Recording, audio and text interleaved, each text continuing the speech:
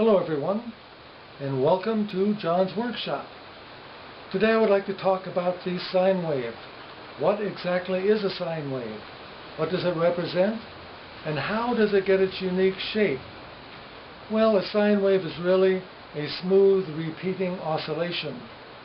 Sine waves occur in the natural world. Sound waves, light waves, and even ocean waves are all sine waves. There's another kind of sine wave, the electrical sine wave. This is the AC, or alternating current sine wave. Remember that alternating current is produced by rotating a coil of wire within a magnetic field. One rotation, or 360 degrees, is one AC cycle. Here in the United States, our standard house current is 60 cycles per second, alternating current, usually 120 volts. Let's take a look at the oscilloscope and see exactly what a sine wave looks like. This is a sine wave. It's a picture that represents the way alternating current behaves in a circuit. First of all, we have a horizontal line across the middle here. This horizontal line represents 0. Everything above the line is positive current traveling in one direction. Everything below the line is negative current traveling in the opposite direction. From the center line up to any point on the curve, or from the center line down to any point on the curve, is called instantaneous value. We have two peak values, one positive peak value and one negative.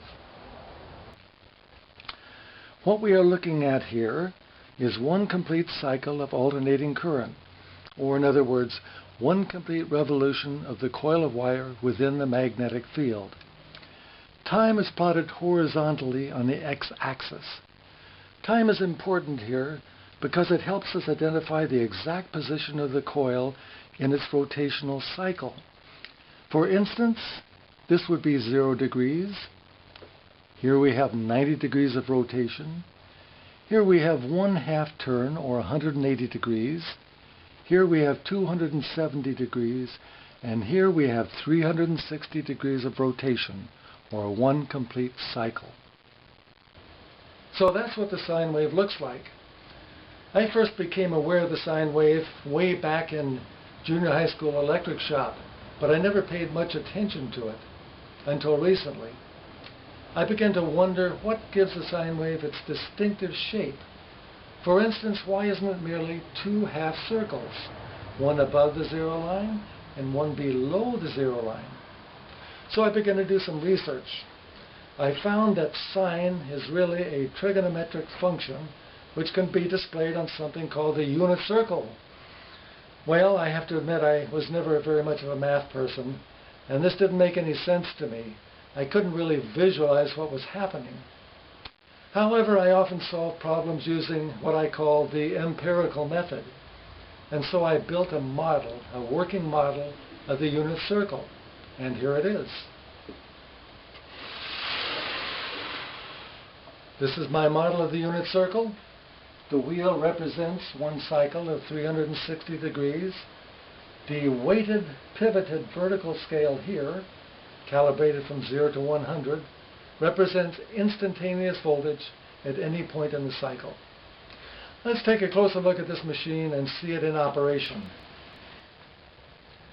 The wheel on my model represents 1/2 cycle of a coil rotating through a magnetic field.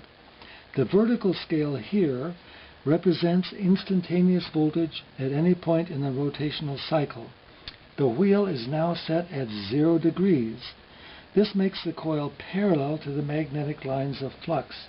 None are being cut, and so no voltage is produced. As I rotate the coil to 45 degrees, lines of flux are being cut, and my vertical scale reads 70 volts. Note that from 0 degrees to 45 degrees, the increase was from 0 to 70 volts. As I continue to rotate the wheel to 90 degrees, the maximum number of lines of flux are being cut, and peak voltage is reached, as shown on my vertical scale, 100 volts. This time, the voltage increase from 45 degrees to 90 degrees of rotation was only 30 volts. In other words, the rate of voltage increase drops as the Wheeler coil of wire approaches its peak value at 90 degrees.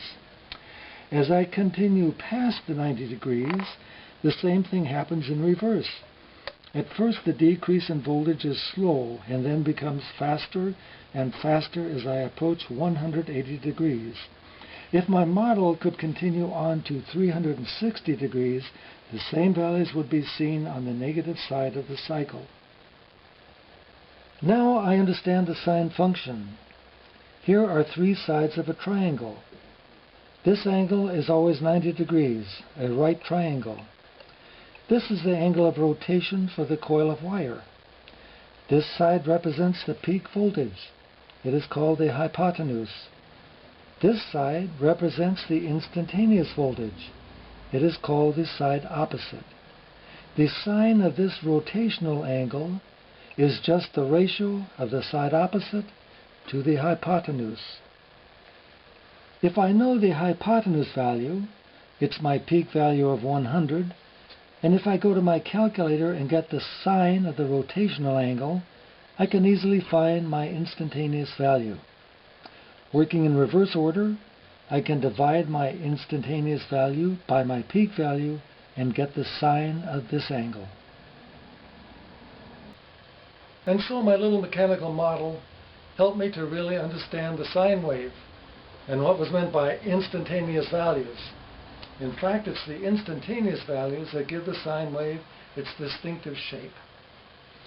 Also, this little project reminded me of the days when all computers were mechanically based.